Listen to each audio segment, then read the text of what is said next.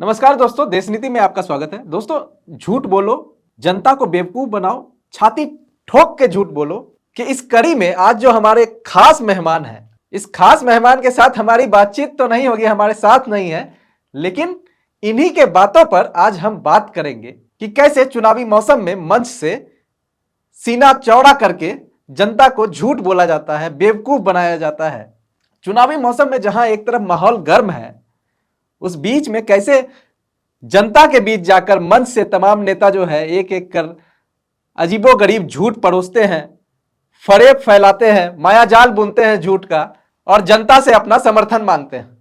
तो झूठ बोलो कि इस कड़ी में जो आज के हमारे मेहमान हैं वो किसी पहचान के मोहताज नहीं है। हमारे देश के गृह मंत्री अमित शाह जी हैं। फुल कॉन्फिडेंस के साथ अपने नाकामी का ठीकरा बंगाल के मुख्यमंत्री ममता बनर्जी पर फोड़ दिया और इतनी चतुराई से फोड़ा कि क्या ही कहा जाए।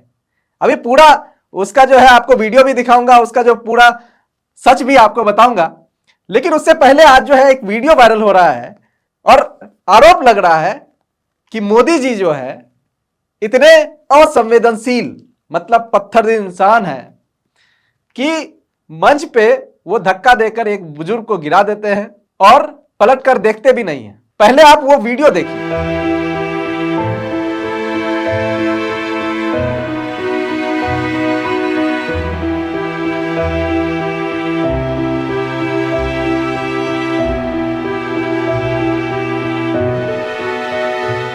अब ये वीडियो देख के कहां से लग रहा है कि मोदी जी ने इस बुजुर्ग को धक्का दिया? बिल्कुल नहीं दिया। मोदी जी तो अपने टसन में जा रहे थे। हां, ये कह सकते हैं कि असंवेदनशील तो बिल्कुल दिखे कि एक बुजुर्ग गिरा, उनको आहट तक नहीं हुआ। वैसे उनके सिपाही को भी नहीं हुआ। कुछ दिन पहले, 2-4 दिन पहले ही योगी जी का भी एक वीडियो वायरल हुआ था जिसमें योगी जी भाषण दे रहे थे, पीछे जो है उनका एक बॉडीगार्ड चक्कर खाकर गिर जाता है। मंच पर थोड़ा तो शोरगुल बज ही जाता है, मच ही जाता है, अंदेशा तो लग ही जाता है कि पीछे कुछ गड़बड़ हुआ है। लेकिन योगी जी जो है सेकंड भर के लिए भी उनका भाषण जो है तिलमिलाया नहीं, लड़खड़ाया नहीं, जोश के साथ आगे बढ़ता रहा। मुड़कर नहीं देखा योगी जी ने, मोदी जी ने भी नहीं देखा, चलते बने। जो काम से आए हैं वो किया और निकल गए। कहते भी तो है फकीर आदमी है, झोला उठाकर चल देंगे। इसमें कोई बड़ी बात नहीं थी, इतना वायरल करने का जरूरत नहीं था मोदी जी के इस वीडियो को। खैर कोई नहीं, सोशल मीडिया का निराला अंदाज है, इससे कोई बच पाया नहीं है, सब लपेटे में आते हैं। लेकिन चलिए अब मेन खबर पर लौटते हैं, मेन मुद्दे पर लौटते हैं कि अमित शाह देश के गृह मंत्री ने कैसे बंगाल की जनता को आज एक के बाद एक झूठ परोसा, बरगलाया और उसका एनालिसिस करते हैं, उसका सच समझते हैं, उसके पीछे क्या उन्होंने चालाकी दिखाई उसको भी आपको समझाते हैं। वो वीडियो देखिए आप। पहले एक हिस्सा आपको दिखाते हैं, सुनाते हैं, फिर उसके बारे में बात करेंगे, फिर दूसरे हिस्से की तरफ चलेंगे। बेलूर घाट के भाई बताए मुझे, जहां तक घुसपैठ चालू है, बंगाल सशक्त हो सकता है क्या? जोर से बोलो, हो सकता है क्या? घुसपैठ बंद करनी चाहिए या नहीं करनी चाहिए? जोर से बोलो, करनी चाहिए या नहीं करनी चाहिए? क्या ममता दीदी घुसपैठ बंद करेगी क्या? करेगी क्या? वो घुसपैठ बंद नहीं करेगी क्योंकि वो घुसपैठ ही तो उनकी वोट बैंक है। अब कितनी चालाकी से इन्होंने कहा कि क्या ममता बनर्जी घुसपैठ बंद करेंगी क्या?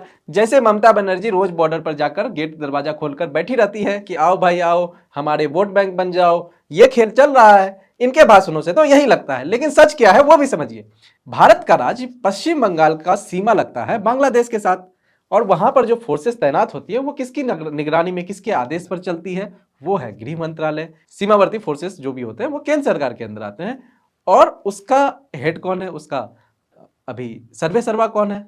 वो है अमित शाह। अमित शाह 10 साल से इस कुर्सी पे बैठे हैं, और अगर इस 10 साल में घुसपैठिए देश में घुस रहे हैं तो अब आप ही बताइए कि घुसपैठ करवा कौन रहा है? अगर सरकारें घुसपैठ करवाती है तो उस जगह पर घुसपैठ कौन करवा रहा है? असली सवाल तो यह है। और अमित शाह ने बड़ी चालाकी से बता दिया कि घुसपैठ जो है ममता दीदी करवा रही है। इसमें जो है अमित शाह अपना जिक्र करना भूल गए, वो बताना भूल गए कि हम ही देश के गृह मंत्री है। अगर आपने हमें चुन लिया, बीजेपी को चुन लिया, तो फिर से हम ही गृह मंत्री रहेंगे, ये हमारी ही जिम्मेदारी होगी। लेकिन जो इसमें 10 साल से फेल हुए हैं ये ठीकरा जो फोड़ना होगा वो आप ममता दीदी पे फोड़ लीजिएगा। फिर से हम आएंगे, फिर हम यही गीत गाएंगे। वही पुरानी कहावत है, शिकारी आएगा दाना डालेगा जाल बिछाएगा, गलती से भी जाल में मत फंसना, लेकिन चिड़िया तो फंस जाएगा। खैर, एक बार के लिए मान भी लिया जाए कि घुसपैठ ममता दीदी करवा रही है, तो भी इस चुनाव में उसका क्या योगदान रह जाएगा। पिछली बार भी बंगाल की जनता ने आपको 19 सीट दिए हैं, आप बहुमत में हैं, आप केंद्र की सरकार में हैं। इस बार जो चुनाव है, जो 24 का लोकसभा चुनाव है, ये केंद्र का चुनाव है।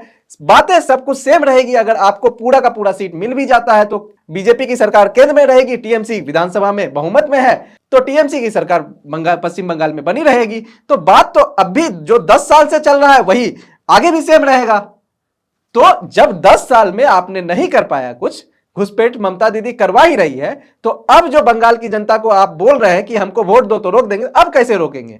तो मिला जुला के अमित शाह के इस बात का कोई अर्थ नहीं रह गया। कान इधर से पकड़ो या उधर से पकड़ो, इस बात में कुछ नहीं रखा है, झूठ है। पहली बात कि जो घुसपैठिए वाली बात है, अगर घुसपैठी आ रहे हैं देश में तो ये अमित शाह की फेलियर है, गृह मंत्रालय का फेलियर है। इसमें राज्य सरकार का लगभग कोई लेना देना नहीं है। और अगर उन्हीं का काम है तो भी चीजें सेम है। आपके पास सत्ता है, आपके पास केंद्र की सत्ता है, यह विधानसभा का चुनाव है नहीं जो राज्य की सरकार बदल देगी वोट देने से, फिर से आप ही चुन के आएंगे, वहां पे ममता ही रहेगी बंगाल में। तो बात बराबर है, आपने 10 साल में नहीं किया, आगे भी नहीं कर पाएंगे। घुसपैठिए तो आ ही रहे हैं। तो घुसपैठिए की बात को यहीं विराम देते हैं, अगले झूठ की तरफ बढ़ते हैं। मुझे लगता है कि इस बात का दूध पानी का पानी हो चुका है। अगला झूठ सुनिए और फिर उसका एनालिसिस करेंगे। भाइयों और बहनों, वो तो छोड़िए, वो अपना मैनिफेस्टो निकालते हैं, ऊपर तस्वीर थाईलैंड की लगाते हैं। पूरे भारत में एक भी तस्वीर नहीं मिलती इनको, थाईलैंड की तस्वीर लगाते हैं।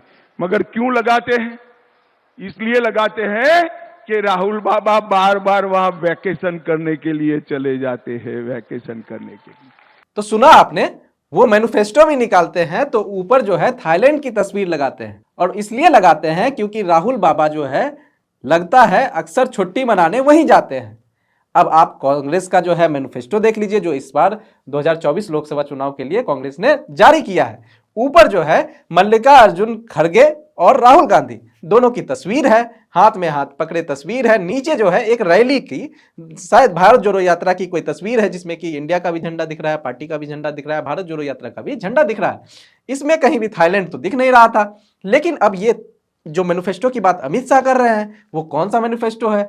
क्या ये वो मैनिफेस्टो है जो पार्टी अभी सामने नहीं लाई है, जो अभी प्रिंटिंग प्रोसेस में चल रहा है? और जो बाबा की बात कर रहे हैं, जो बाबा राहुल बाबा के नाम से जोड़ दिया गया है, ये कोई और बाबा है जो अक्सर सभी देशों में छुट्टी मनाने के लिए घूम रहे हैं? क्या अमित शाह जी को मैनिफेस्टो और बाबा में कुछ कंफ्यूजन हो गया? बाबा भी कहीं और का कहीं और बिठा दिया और मैनिफेस्टो भी कहीं और का कहीं और बिठा दिया। मैं तो इस बारे में कुछ पुख्ता बता नहीं सकता हूं। अगर आपके नॉलेज में कुछ है तो कमेंट बॉक्स में जरूर लिखकर बताएं कि क्या सच में कुछ कंफ्यूजन हुआ है, क्या कोई और बाबा है अमित शाह का जो छुट्टी मनाने के लिए थाईलैंड या अन्य देशों में घूमता रहता है, और जिसके कवर पेज पे जो है, फ्रंट पेज पे थाईलैंड का इमेज है। क्योंकि पहले भी जो है, चाहे बंगाल की बात हो रही थी तो बंगाल के इलेक्शन में ही, चुनाव में ही, जो आवास योजना, प्रधानमंत्री आवास योजना का जो विधानसभा चुनाव के दौरान जो कैंपेन फुल पेज एड छपा था पेपर में, उसमें जो महिला की तस्वीर थी वो फर्जी थी। जिस प्रधानमंत्री आवास योजना का प्रचार करने के लिए जिस महिला का इस्तेमाल किया गया था, जिस महिला के तस्वीर का इस्तेमाल किया गया था, उस महिला ने से जब बाद में पूछा गया कि आपको क्या घर मिला है, तो उन्होंने दिखाया कि वो 200 रुपए के भाड़ा, 200-400 रुपए के भाड़ा वाले मकान में, एक टूटा सा मकान था, कच्चा मकान था, उसके अंदर रह रही थी। वो पूरा वीडियो जो है सबने देखा था। तो कई बार इस तरह की चीजें बीजेपी की तरफ से आई है। तो मेरा अंदाज है कि इसमें कुछ कंफ्यूजन हुआ है अमित शाह जी को। झूठ नहीं बोलूंगा कि सरासर झूठ बोल रहे हैं, इसमें शायद झूठ नहीं है, कंफ्यूजन हो गया है। ये पार्टी से वो पार्टी से ये पार्टी वाला खेल शायद हो गया है। तो ये दोनों बातें जो मैंने आपको बताई, इससे आप कितना इत्तेफाक रखते हैं, आप क्या विचार कर रखते हैं कि क्या जो मैं कह रहा हूं वो कितना सही है, और किस तरह से जो चुनावी माहौल में जो नेता लोग हैं, जो तमाम नेता हैं, वो आपके बीच में, जनता के बीच में जाके झूठ बोल रहे हैं। इस बात से आप कितना इत्तेफाक रखते हैं? क्या ये सच में हो रहा है? आप भी मानते हैं या नहीं मानते हैं? ये कमेंट बॉक्स में जरूर लिखें।